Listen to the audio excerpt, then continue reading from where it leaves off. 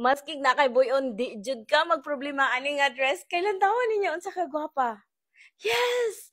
And then kung dako-dako kag kanang kapayas diri, hipos kay siya maski di ka magbra kay kuan siya kanang snatch kay siya diri stretchable day ni by the way ana. So ang akong gikuha is a medium to large and as you can see ang ganda. Tsada jud iyang fitting, grabe.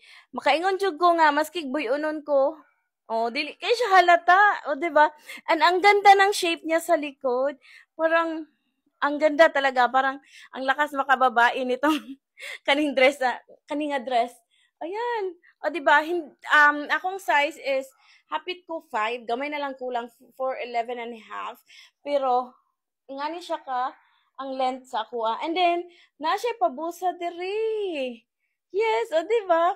Ang ganahan ako niya kay lakas maka-curve kay na siya murag snatch jud kaayo nimo diri ba mo ana siya. And then stretchy siya gamay. Ana oh. Deng the quality sa tela niya girl.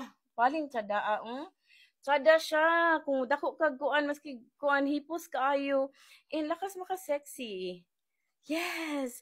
And then na ako'y lain-lain color. Ingani ka kuan nga giganahan jud ko kay mo ni nga color ang gikuha nako. And this one too.